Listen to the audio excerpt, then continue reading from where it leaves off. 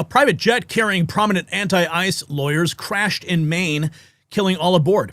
These weren't just any attorneys. They were the same firms pouring millions into elections while openly bragging about representing illegal immigrants. The timing couldn't be more suspicious as anti-ICE violence explodes nationwide. Now, this goes way deeper than a tragic accident. We're talking about law firms that spent over $11 million trying to influence our elections, including Republican primaries. So think about that for a second. Liberal lawyers getting rich off illegal immigrant cases, then using those profits to manipulate conservative elections. Kurt Arnold bragged about winning the largest settlement for an undocumented worker in U.S. history. His firm dumped $10 million into a PAC last year alone. Meanwhile, networks of anti-ICE activists are coordinating on encrypted apps, making death threats against federal agents. When the people fighting our immigration laws start dying in mysterious plane crashes, you have to wonder, is this connected to the escalating violence? Are we witnessing the unraveling of a massive coordination effort? Now, this is where it gets interesting because we have to talk about what really matters most. Let me tell you about our friends at Noble Gold Investments. If you're over 40 and planning to retire someday, the window to protect what you have built may be smaller than you realize. So here's a question most people never ask. Is your portfolio built for what's coming next? Many investors in their 40s and 50s discover they have little to no exposure to precious metals. That means their savings are literally tied to markets, policies, and paper assets, with very little protection if conditions change. As retirement moves from someday to on the horizon, protecting what you've already built becomes just as important as growing it. That's where Noble Gold Investments comes in, helping investors reduce risk by adding physical gold to their portfolios. So right now may be a smart time to talk with Noble Gold Investments. No pressure, no sales gimmicks, just clear answers and a strategy built around your goals. Visit nextnewsgold.com and build your portfolio for the long term. That's nextnewsgold.com, or call that number on the screen. Now back to this developing story that has all the makings of something much bigger. Yes, here's what makes this even more interesting. The plane belonged to KTKJ Challenger LLC, registered to Jason Itkin and Kurt Arnold. These same lawyers were actively working to undermine immigration enforcement while profiting from it. Their websites literally advertise services for undocumented individuals, and now they're dead, and anti-ICE networks are going silent. Is that a coincidence? Well, we're going to dive deep into this, but first I want to get into the president's remarks talking about Tom Homan and the actions that he's doing on the ground. Tom is fantastic. Tom is a tough guy, but I've watched over the years, and he's gotten along with governors, and he gets along with mayors. Some people don't. Some people just want to do their job and leave me alone. And that's sort of okay, too. That's generally been okay. Most of them are happy. Memphis, Tennessee, very tough, very straightforward. We're taking the criminal out. We're getting them out, either putting them in jail, because some are so bad that you don't want to send them to where they came from because you're afraid they're going to come back. Mm-hmm. They're murderers. So some are very down and straight, and others, Tom, I've noticed, as tough as he is, he gets along very good with governors and mayors. Now, I spoke to the mayor and to the governor yesterday, and they want to see it cleared up. I believe. They want to see it cleared up? Yeah, well, after Trump's praise of Tom Homan, we're going to see exactly why the tough guy reputation is causing massive pushback in the streets. Here's more from the president. Is this a pullback? I don't think it's a pullback. It's a little bit of a change. Everybody in this room that has a business, you make little changes. Bovino's very good, but he's a pretty out there kind of a guy. And in some cases, that's good. Maybe it wasn't good here. But you have to understand, when I watch some of the people that I've been watching over the last few weeks, these are paid insurrectionists. These are paid agitators. These people aren't normal, like, that, they're incensed about anything. How do you get incensed when you go into a state and you're taking criminals out? You're taking monsters out, murderers. We had 11,888 murderers let into our country by other countries, by Biden with his open border stupid policy. It's the dumbest thing I've ever heard. You talk about bad policy. Open borders where people were coming, so the whole world, the Congo, Venezuela, all over the world, they're letting people in from their prisons and they're feeding them into the United States. And they're murderers and they're drug dealers and they're everything else you can think of, every bad name you can think of. And they let them in by the millions. We closed the border. We have nobody coming into our country anymore. Yeah, it's interesting. He mentions Greg Bovino. As you know, he has been relieved of his post. Now, Trump's claiming tactical adjustments in Minnesota, but the opposition isn't buying the little changes spin. They are, in fact, mobilizing. Here's more from the president. We have the best numbers in the country, lowest crime numbers in the history of our country. You know, Minnesota's in the news a lot, but what they don't say is that Minnesota has low numbers because of the fact that we took thousands of hardened criminals out of Minnesota. So they had good crime numbers, believe it or not. And that's all working out. You know, we have Tom Homan there now. We put him in there. He's great. And they met with the governor, the mayor, everybody else, and we're going to de-escalate a little bit. But I will tell you, you look at the numbers, they're doing better than they've done in many years because we took thousands of criminals out of Minnesota. You look at Washington, D.C., it was a very dangerous place a year and a half ago. Now it's as safe as you can get. You can walk your family down the middle of the street. Nothing's going to happen. You know, it's right. We got rid of over 2,000 hardened criminals, many of them led in through the open border policy of Sleepy Joe Biden. It was not a good policy, Will. That was an intentional policy to destabilize the United States on behalf of the globalists. Let's continue. The president's victory lap about removing criminals sets up the explosive backlash we're seeing from the activist networks. Here's more from President Trump. Remember, we secured the border. Crime is down all over the country. We just had a crime report coming out from, I think, one of the networks, which they hate to hear this, but crime is the lowest number ever recorded. Yeah. So, you know, when they say, and you know, we talk about Minnesota, but in Minnesota, you probably read, their crime is way down. You know why? Because we took out thousands of criminals out of Minnesota, and that's why it's good. So anyway, but we have Tom Homan is over there. We all love Tom. Yeah. And he met with the governor, met with the mayor. He's going to meet with the mayor, I guess, and it's going very well. But remember this: even Minnesota, their crime is down, and you know why it's down? Because of what we did. We took out thousands of criminals, career criminals, bad criminals, people that came in from Venezuela. By the way, how did we do in Venezuela? Not bad, right? But people that came in think of it, people that came in from countries all over the world. They came from the Congo. They came from all over South America, all over Latin America, all over Africa. They came from everywhere. And they came out of prisons in many cases. They came out of mental institutions in many cases. And we're getting them out, and we got a lot of them out. But we have now the safest country we've ever had.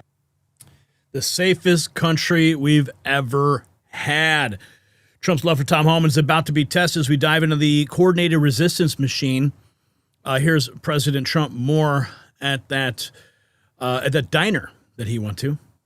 Why did you decide to shake up your leadership team in Minnesota and send Tom Homan? I do that all the time. I shake up teams. Everybody here, these are a lot of owners of farms and places, and you shake up your team. If they can't do the crops fast enough, they go. Look, we have an incredible team. We did something that nobody said was possible. We didn't go back to Congress and ask for legislation. We closed the border. And in the last 8 months, they have, and this is actually hard to believe, nobody crossed the border, right? Nobody. They say nobody. I don't even know if that's possible. But, you know, it's Democrats that do the report. It's a very liberal group that does that report. It's a very important report. And for 9 months, I guess 8 months, 9 months, we have nobody coming into our country unless they come in legally. We want them to come in legally. You need people to work for you. But we did something that I would say people thought that was absolutely impossible, and we were able to do it. So we're very honored by what's happened to our country. In addition, we have $18 trillion coming in, building plants, building auto factories, building AI factories. Like no other country in the world has done what we've done in the last year. And I think it's the most successful first-term president. There's never been a year like this in the history of the country. Amen. Did you guys hear that in the background, the music playing? The Eye of the Tiger, how appropriate. Well, Trump celebrates his most successful first year back. The anti-ICE movement is launching their most aggressive counteroffensive yet. Liberal women are back protesting ICE in Minneapolis, blocking traffic with Stop ICE signs. Here's Higgsfield's video on this. Oh, my God. Oink! Oink! What the? Oink! Oink! Oink! Oink! Oink! You gotta be kidding me. Oink! Oink! Wow. Yeah, how appropriate. They're crawling on the street, and it's freezing temperatures. And look, they don't even have gloves on. I mean, and they're all with blue hair and pig noses. But I guess that's appropriate for their physique, I should say. The Minneapolis protests are just the visible tip. We're about to expose the much darker threats that are brewing beneath the surface. Here's President Trump talking about the big investigation into Alex Preddy. You believe that Alex Preddy's death was justified? Well, you know, we're doing a big investigation. I want to see the investigation. I'm going to be watching over it. I want a very honorable and honest investigation. I have to see it myself. Is Kristi Noem going to step down? No. The president of Venezuela said that he has not taken orders from you. What do you have to say about that? Well, I don't know exactly what's going on there, but I haven't heard that at all. No, we have a very good relationship. What about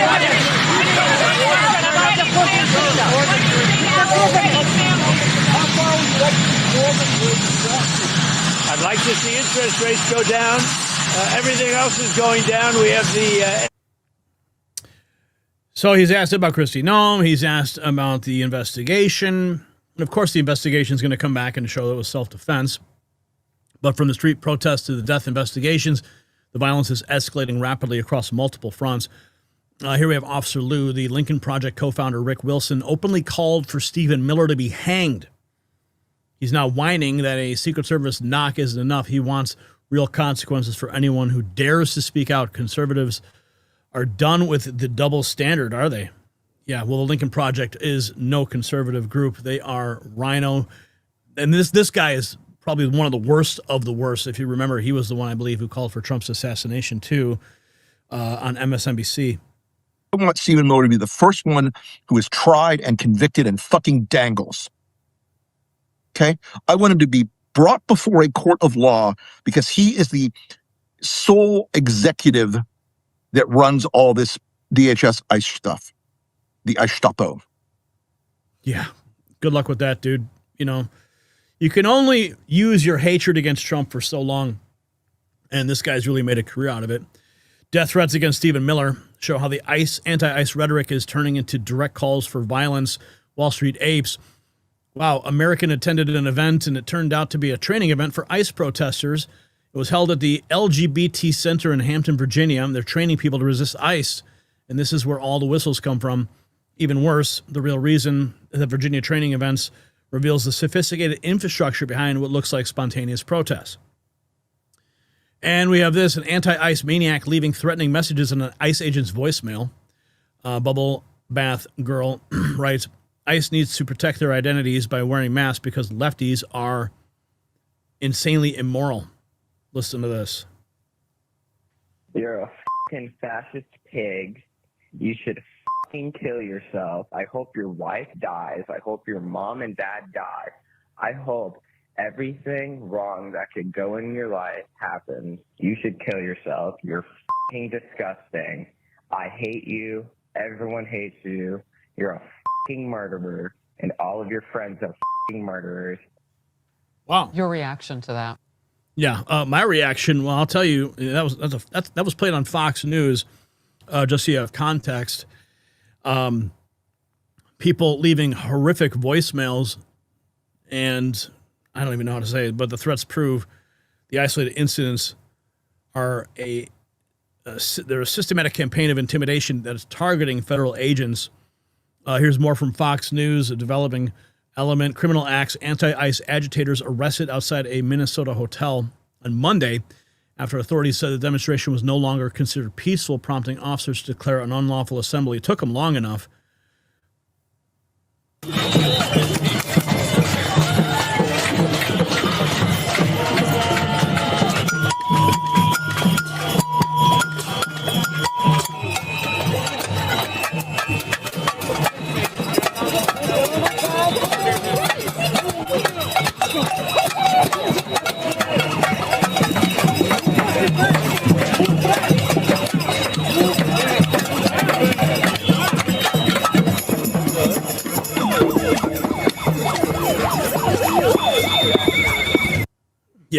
if you recall, are reporting at that same hotel just the other day, the ICE agents who were there were saying, where are the police? How come they haven't stepped up? Well, it looks like they finally decided to step up, but the Minnesota arrests show local authorities now finally drawing the line. However, federal officials are facing even more extreme threats from politicians. Here's Eric Swalwell vowing to prosecute ICE agents as governor of California. Good luck with that. But I also call on governors, Kate. Governors have immense powers. And I have said that when I'm governor of California, if you wear a mask in California, you're losing your driver's license. If you have worked for ICE in the past, you are unhirable in our state. That law enforcement will prosecute you for kidnapping, battery, assault, murder on the people in our communities. We have to go on offense as governors. Yeah, good luck with that, buddy.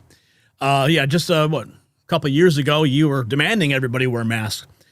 Swalwell's prosecution threats in California demonstrate how this anti-ICE campaign has infected the highest levels of government. Here's Greg Price.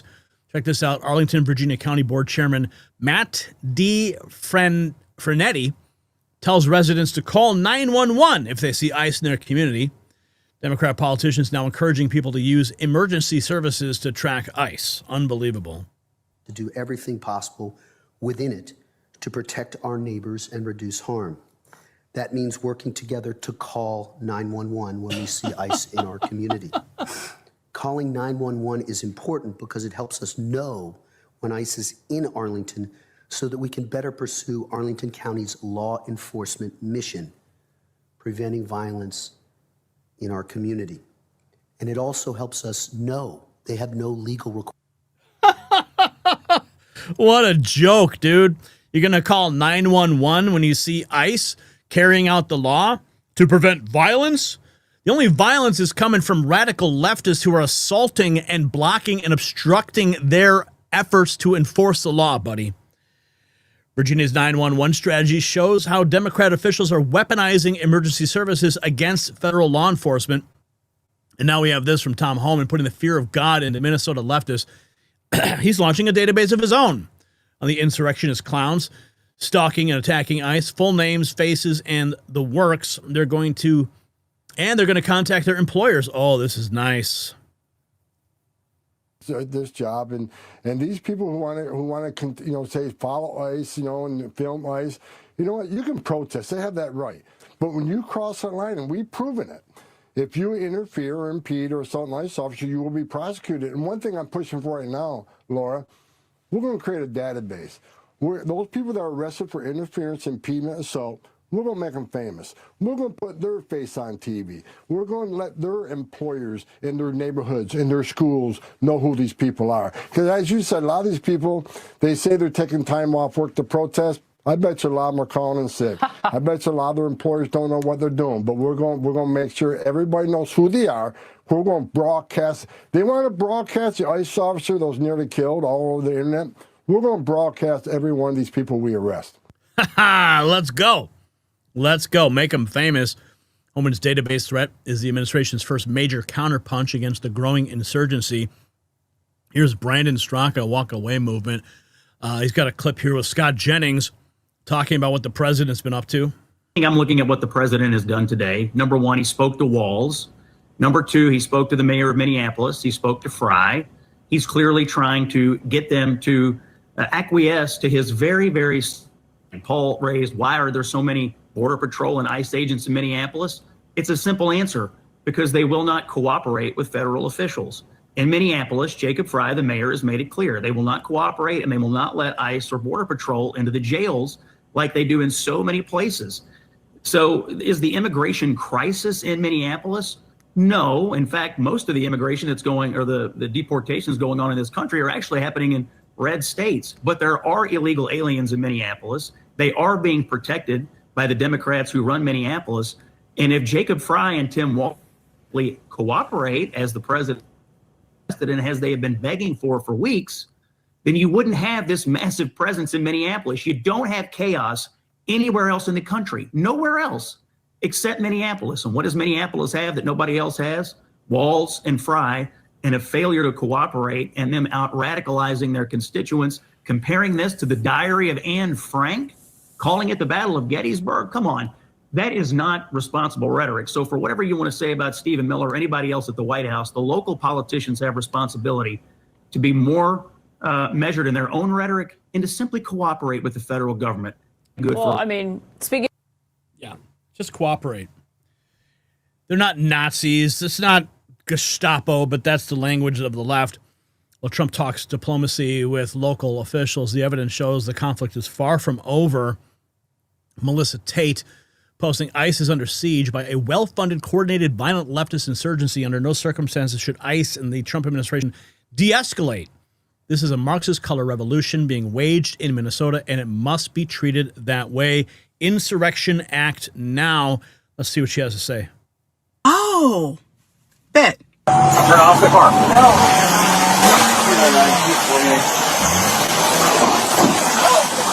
Get out of the car! Get out of the car! Get out of the car! Now! 299, she almost struck me. Get out of the car!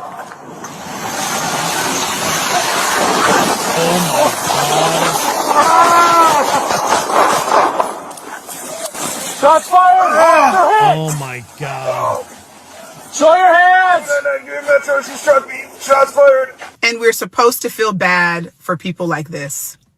We're supposed to have empathy and sympathy and cry and make RIP posts for people like this who are intentionally trying to harm officers, law enforcement officers. And you mean to tell me that you don't think these people will be the first and should be the first to go into these institutions if they were to open? I'm supposed to remove all logic and rationale from my mind and think that these people are okay.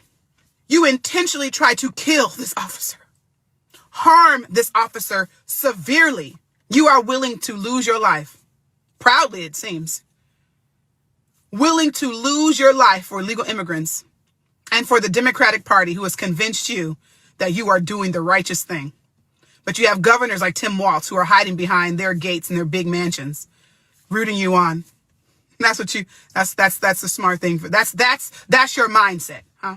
And I'm supposed to think that you're okay in the brain? You guys hate Trump that bad that you are willing to see bloodshed around our nation over people who are actually enforcing the law. See, you're not used to a president who's enforcing the law. You're used to being coddled and being able to do what you want to do and commit crimes and get a pat on the back. See, you're seeing what real law enforcement is all about. You're seeing what administration is all about when they follow the law. What are you, a fucking kamikaze? Y'all willing to just risk your own lives for people who are trying to protect you. You just, and you don't think, yeah, you're slow as hell. I mean, the only thing that's left to say is funeral home's going to make a lot of money off of you guys. You know. Are you willing to die? That's what you want.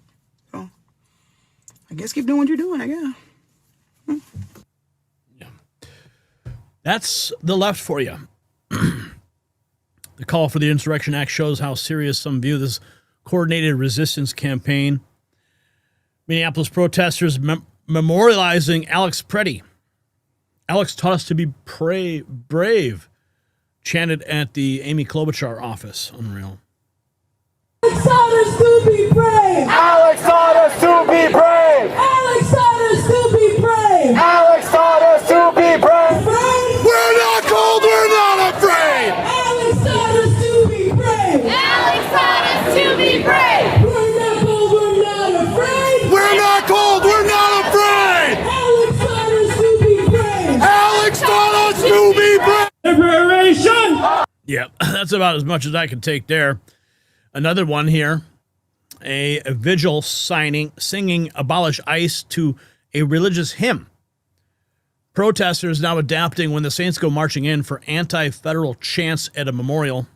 The same crowd that stormed a church last week is now borrowing hymns for their protest songs.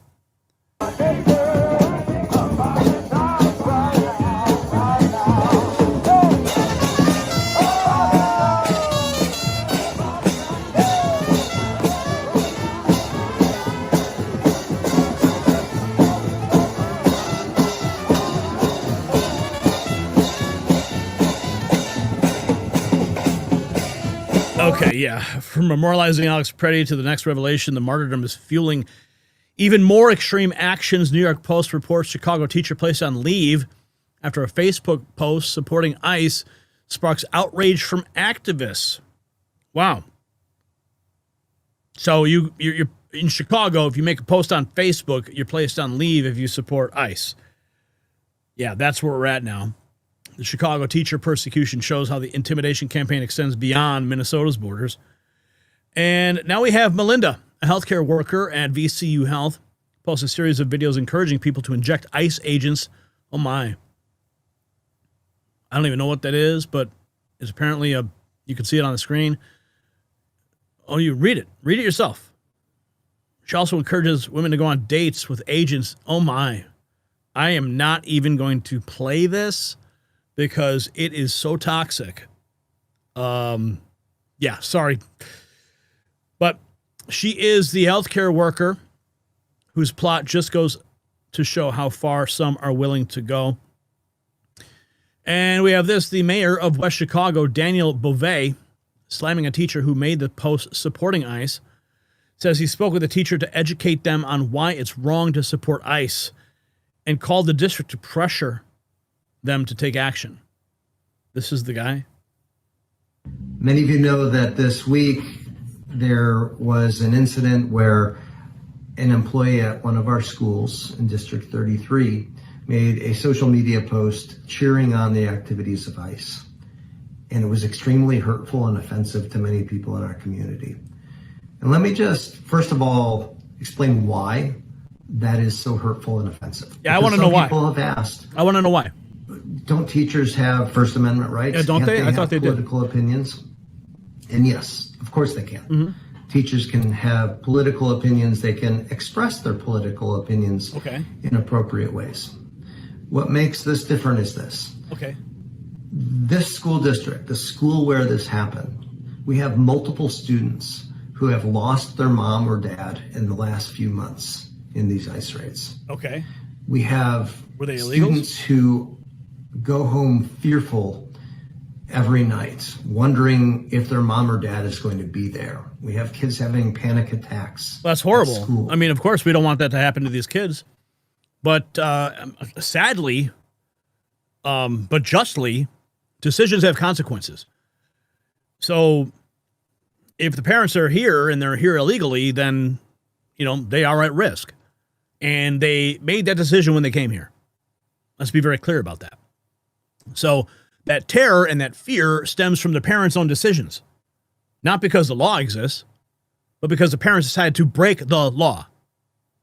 So spare me the sob story here, buddy. Yeah, West Chicago. Good luck with that, dude.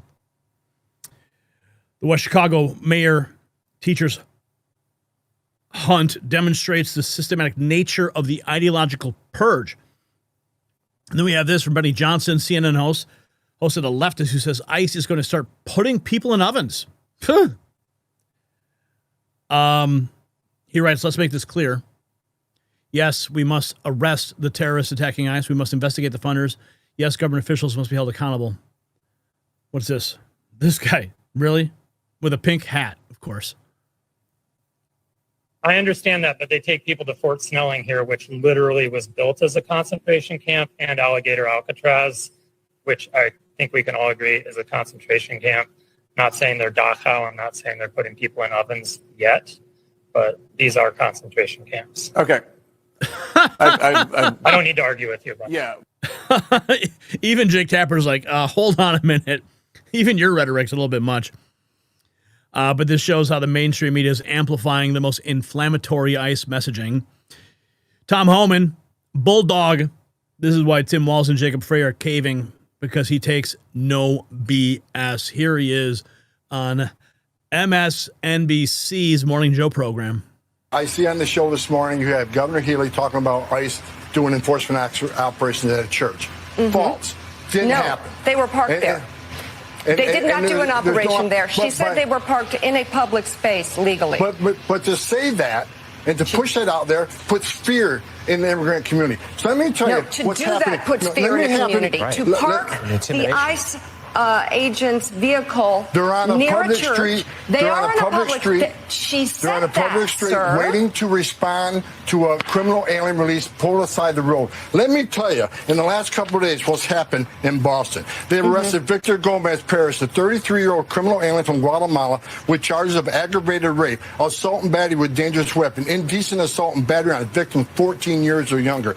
They arrested Kaylee Espinosa, a 33-year-old criminal alien from Colombia, with charges of aggravated assault on a pregnant victim. They arrested Joshua Gonzalez, a 23-year-old criminal alien from Dominican Republic, with charges for trafficking heroin, morphine, opium, resisting police, disorderly conduct, and drug distribution. They also arrested Samuel Armando Barrera, a 20-year-old criminal illegal alien from Guatemala, pending charges for assault and battery on a child. So Mayor Wu and Governor Healy, they ought to be calling ICE and thanking them for making their streets safer, for protecting their communities and taking these people off the street. They've turned a blind eye to this. They're sanctuary cities. Sanctuaries, cities and sanctuary states are sanctuaries for criminals. Give ICE access to the jail to arrest a bad guy in the jail rather than have to go in the community to find them. Because when you go in the community and find them, it puts ICE officers at greater risk. It puts the community at greater risk. It puts the alien at greater risk because anything can happen on a street arrest. This is what we're trying to do. We're trying to prioritize public safety threats. But when you got governors and mayors who are releasing these public safety threats every day into the community, that causes the crime rate, and we've seen some terrible incidents in the last few days where innocent victims are murdered.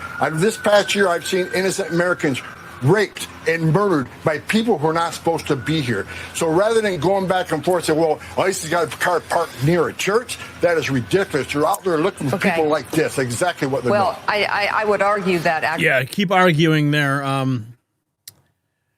But it's not going to do any good because the law is going to get enforced and they can park wherever they want on a public street. Homan's response is set up the bombshell revelation about who's really funding the operation.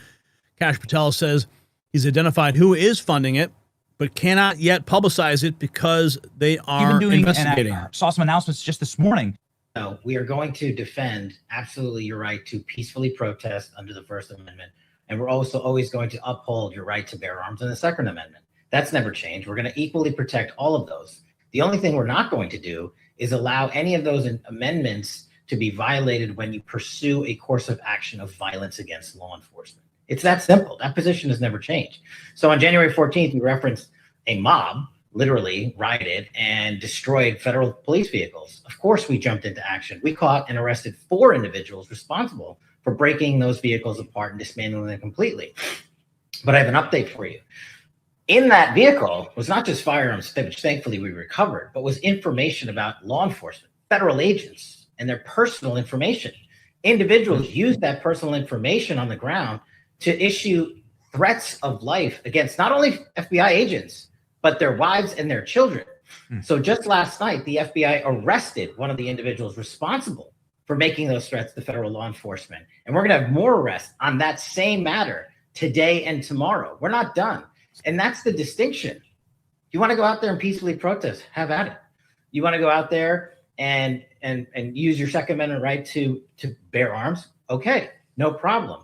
But look at the situation in Minnesota. This is not something that just happened overnight. They've been rioting recklessly, destroying federal vehicles, ramming federal agents, literally hitting them, striking them, and as you just highlighted, using coordinated attacks to threaten their families. None of that is lawful, and none of that will be tolerated. You do not get to touch law enforcement. And we've got also investigations ongoing into the funding of this. We've made actual substantial progress. I just can't publicize it yet. But we've actually found groups and individuals responsible for funding it because it's not happening organically. Nope, it's not happening organically. It's being funded by the Soros networks. The funding revelation leads us to the shocking discovery of which politicians are directly involved. Here's a scoop from Libs of TikTok. Minnesota State Rep. Brad Tapke is personally sending out the invites for the anti-ICE watch group on Sign Up Genius to coordinate the doxing and harassing of ICE agents. Here's the guy. So we have officials there coordinating. And from funding to direct participation, a sitting state rep personally coordinating a harassment campaign. Here's Sarah Fields 2 weeks ago. She says that she reported that Minnesota Representative Alex Falconer and Representative Brad Tapke are operating private networks that dispatch activists to ICE operations. She said, when I first reported on this, I'm not sure everyone understood the full weight of it, so I'm reposting again. So she posts the logs here, the dispatch logs that apparently she has created. I think there's video here. Let's see. This is Sign Up Genius. I'm not familiar with the platform, but apparently somehow it is able to be accessed in a public record. Not too familiar with that. Citizens of Minnesota, she continues, are being organized, led, and emboldened by Democrat leaders to patrol and report on ICE activities leading to the violence we have witnessed over the last few days. Sarah's 2-week-old scoop about legislative involvement is about to get much more explosive with new evidence. Let's see. This guy says his girlfriend is in the Minnesota Signal Group.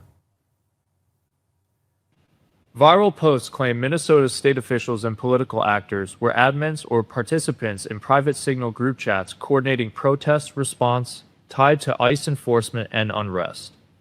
What nobody wants to say is this looks like government officials working behind the scenes with activist groups. At the same time, Minnesota is dealing with widespread fraud scandals involving public funds, and this shifts the media spotlight.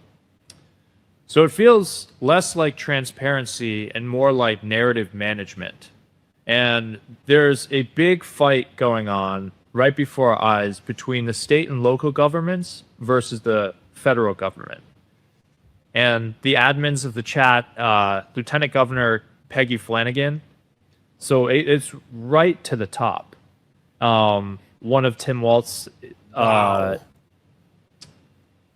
senior advisors. Right at the top. So it's not just all of these blue-haired crazy people. There's a lot of organization. The organization comes from the government. Everyone knew that they were being organized and they were being funded by somebody. It's funny that it's being funded by the government and organized by the government. And oh my God, it sounds like sedition to me. The Minnesota Signal Group just got infiltrated, and what they found will shock you. Penny Flanagan on a Signal Group doxing federal agents. Not shocking. Here's video last week showing how half of her town hall walked out to impede federal law enforcement and how she encouraged others to do the same.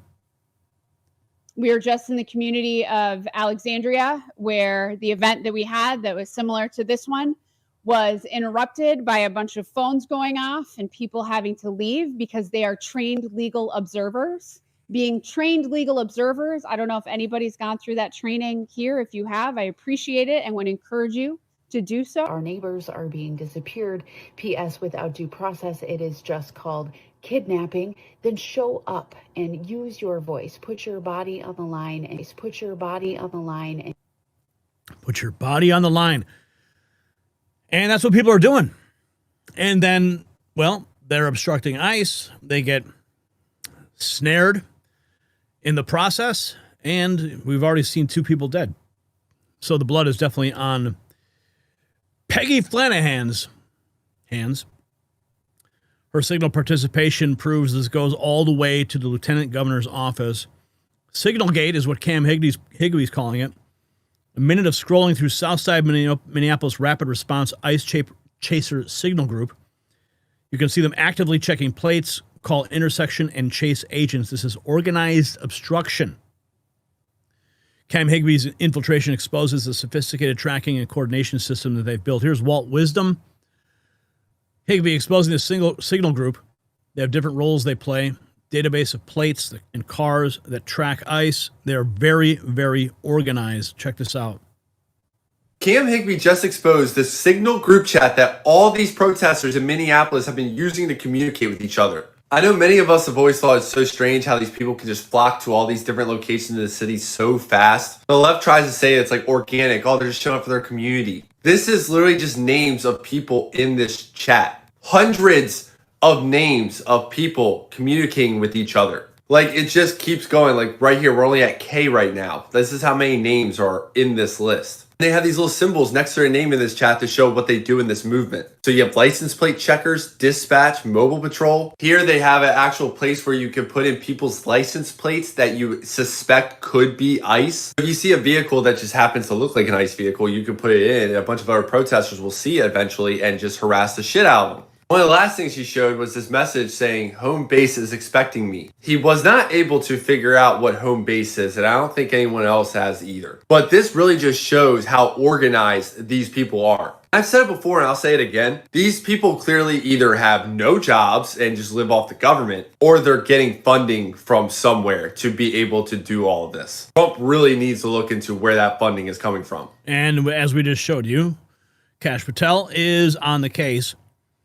The database and role assignments show this is far more organized than anyone imagined. And then Bill Mitchell writes, breaking the left's anti-ICE signal network in Minneapolis just blew up in their faces. Cam Higbee infiltrated their chats and leaked everything. Brown report nails it. Chats full of anti-ICE operatives tracking feds, local cops complicit. A log of evidence for the future prosecution of ICE agents and officials responsible for this. Tim Walz is emboldened by what amounts to organized crime with badges and budgets. We've got a couple groups on the app Signal that we would love for you to join.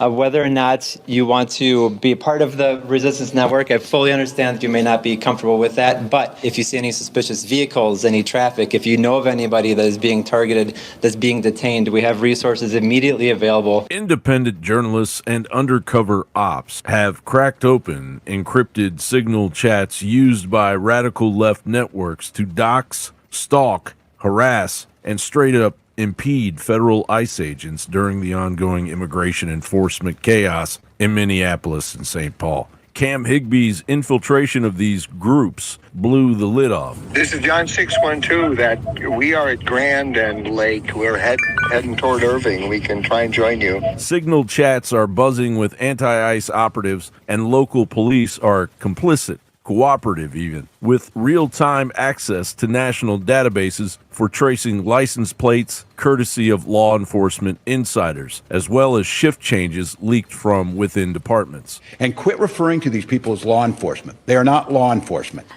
We have law enforcement who do an incredible job. Anita Smithson, dispatcher in the ICE Watch chats, Minnesota State Senate candidate, BLM supporter, Indivisible Minnesota member, and a big Waltz Ilhan Omar backer. She is allegedly using her U.S. bank risk management job for potential access to license plate databases to aid doxing. The chats coordinate rapid response ambushes on federal officers, share real-time locations and personal info, all while tying directly into state-level political operatives. We just got this message, and it says, we know that you're in Minneapolis. You're with O'Keefe and his crew of Nazis. You're in a white Ford license plate. They actually wrote the license plate down from Florida.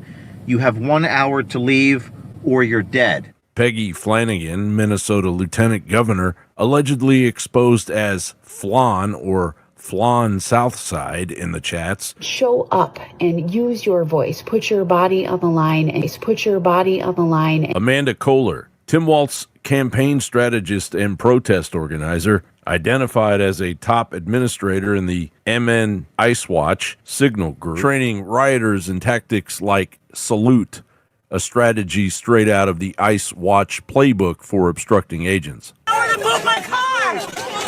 Move!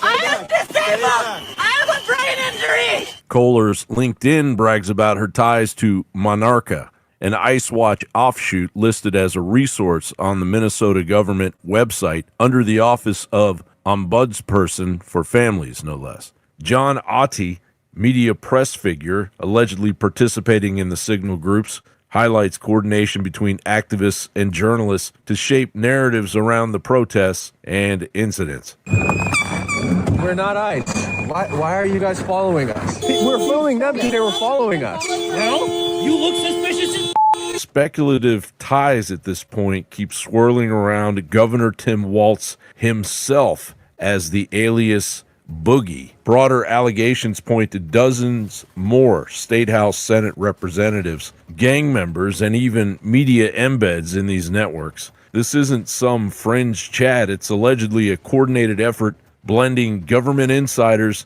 campaign staff, Antifa elements, and media to obstruct federal operations. These claims suggest state-level involvement in protest networks. These are not organic protests. They are a desperate, highly coordinated, state-level weaponized resistance protecting massive fraud. Over 80% of the Somalia households receive some form of public assistance. Many of them are on welfare. So your first question is, if they're on welfare, how are they getting millions of dollars to send back to the homeland? Number one. Number two, if they're on welfare, why do they need childcare? They're not working outside of the home. Why would there be this number of Somalia childcare centers? If the feds move, we're looking at sedition-level fallout that could collapse the Minnesota DFL or Democratic Farmer Labor Party machine overnight. John Bound reporting for InfoWars. John Bound, man, love that guy.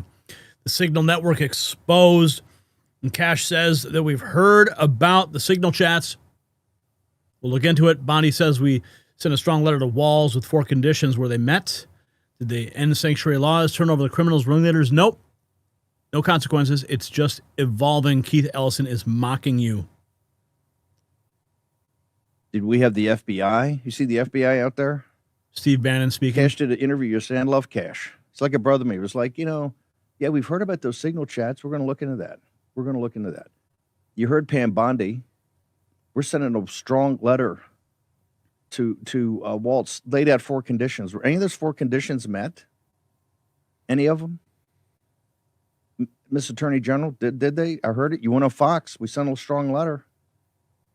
The interview. So what are the consequences? Well, it's an evolving situation. Well, I'm personally done with strongly worded letters. Bannon's frustration with lack of consequences sets up the shocking turn in the story. 6 people dead after a private jet crashed during takeoff at the Bangor International Airport on Sunday night. At approximately 7:45 p.m. last night, there was an accident involving a single GA aircraft that was departing from Bangor International Airport. The Bombardier CL-600, which looks like this, landed at Bangor International Airport to refuel last night on its way from Houston to Paris. Authorities say it crashed on takeoff, the plane flipping over and catching fire. Our emergency protocols were immediately activated and first responders were on scene in under a minute. At this point, we don't know if weather played a role in the crash, but numerous flights in the Northeast were canceled because of the nor'easter. Airport Director Jose Saavedra says the winter storm had just started. He says airport crews were removing snow from the runway and tarmac and de-icing planes prior to takeoff. The airport remained open. There were planes landing and departing around that time. And we had crews on site responding to the ongoing storm that we had at that time. Rob Dawson and his family were on a plane that was next in line to take off. I wasn't really concerned about taking off. It didn't seem like it was snowing too bad. I mean, they de-iced the plane, and the de-icing didn't last, so we went to get a second de-icing done. And that's when that happened, and we later found out that there was a plane upside down on the runway. No, it's awful. Kathy Jurgen was on the same flight the Dawson family was on. The pilot came across and said there was an accident. FAA and NTSB investigators are expected to arrive at the airport tonight or Tuesday morning. Weather conditions, mechanical failure, and pilot error will all be factors they will look at as they try to determine. So this is where the deadly plane crash connects to the ICE network. 8 fatalities reported in the Maine private jet plane crash. The plane belonged to a far less activist law group, Arnold and Itkin. They were dedicated to extreme leftist causes and politicians. There's an image of that crash. No survivors at all. So the law firm connection transforms this from a simple aviation accident to something far more suspicious. The first video release of the Maine private jet crash with audio of the sound impact. The plane is allegedly owned by one of the largest anti-ICE law firms in the U.S., with many of their top lawyers to be on board. Varying casualty reports. The anti-ICE law firm adds a sinister dimension to what investigators are calling a weather-related crash. Channel 8 WMTW investigates. Nora Hogan there. Review the flight records that show the jet involved in Sunday's deadly crash at Bangor International carries a federal warning related to cold weather operations. So there's already a warning on that plane because they would just ignore the warnings and take off. Well, apparently this last warning wasn't heeded as well. And I think we have some more here. Craft upside down. We have a passenger aircraft upside down. The private plane that crashed during a snowstorm in Bangor, Maine on Sunday night has a history of trouble taking off during winter weather. I'm Nora Hogan for 8 Investigates. Wow.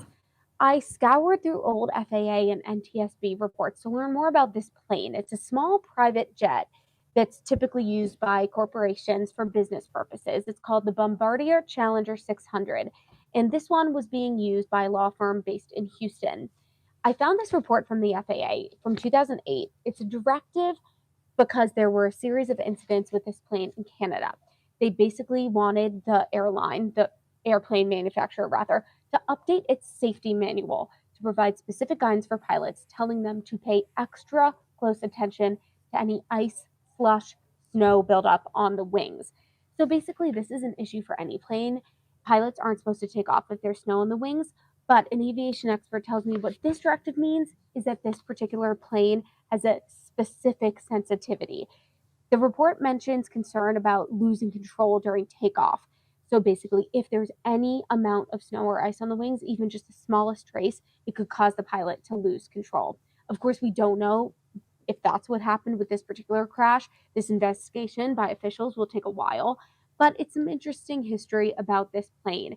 We know in Bangor that basically the small jet was trying to take off. It ended up flipped upside down on the runway, and we'll continue to follow closely. If you want to read this FAA report for yourself to learn more, you can visit our website at WMTW.com. Wow. So a history of warnings completely ignored.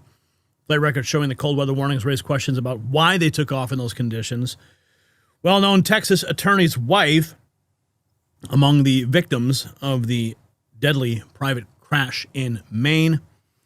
The Texas attorney connection deepens the mystery of who exactly was on the doomed flight. First images of the Bombardier Challenger 650 that crashed with 8 souls on board at Bangor appear to show the craft entirely upside down, still smoldering, with the status of the crew and passengers unknown.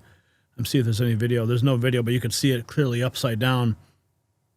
The disturbing images of the accident. 7 died, 1 injured in the crash. Survival count is changing, but the law firm connection to the anti-ice operation remains consistent.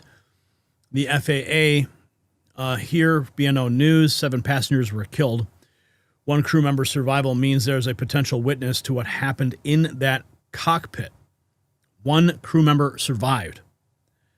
According to an air traffic control recording, a voice was heard saying, "Let there be light," as the Challenger 650 crashed in heavy snow, killing 7 of the 8.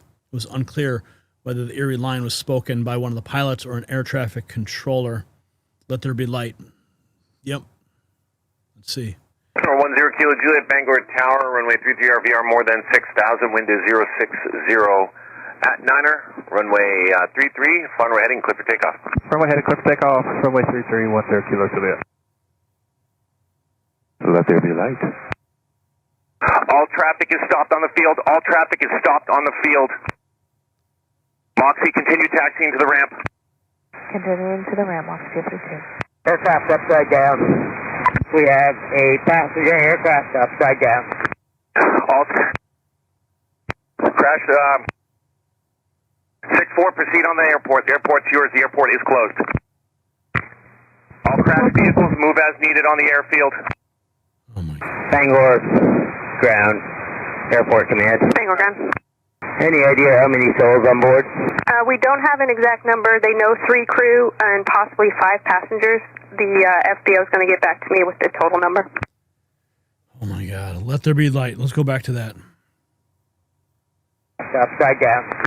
All traffic is stopped on the field. All traffic is stopped at Niner, runway 33, runway heading, clear for takeoff. Runway heading, clear for takeoff, runway 33, 10 Kilo Juliet. Let there be light. All traffic is stopped on the field. All traffic is stopped on the You can field. see it accelerating on the runway, and then let me play that back one more time. Takeoff, runway 33, 10 Kilo Juliet. let there be light. All traffic is stopped on the field. All traffic is stopped on the field. I can't make it. I think that's the pilot saying it right as he is about to accelerate on the runway. An eerie final piece to the mysterious crash involving the anti-Trump lawyers. The private jet crash in Maine belonged to top anti-ICE, anti-Trump lawyers who defended illegal aliens. All passengers presumed dead. Another image there. So the jet crash's tail number traces directly back to the lawyers funding election interference. Arnold and Itkin spent millions trying to pick our Republican candidates while getting rich, defending people who shouldn't be here. Now the private jet is scattered across the main runway, and something big just got disrupted. So we're witnessing something unprecedented. The intersection of illegal immigration, election manipulation, and now mysterious deaths. These weren't random lawyers. These were players in a system designed to undermine American sovereignty while profiting from chaos. Their death removes major funding and legal protection from anti-ICE networks, just as violence against federal agents reaches dangerous levels. The timing raises serious questions about whether this crash eliminated people who knew too much about coordinated resistance efforts. The story connects to money, politics, and violence in ways the mainstream media will never explore. Are we looking at the collapse of an organized anti-enforcement network? Check out the next News Workshop. The system controls information. Information control is power. They don't want you to see this. The truth only survives together. They don't want this shared. Share this now. You know out.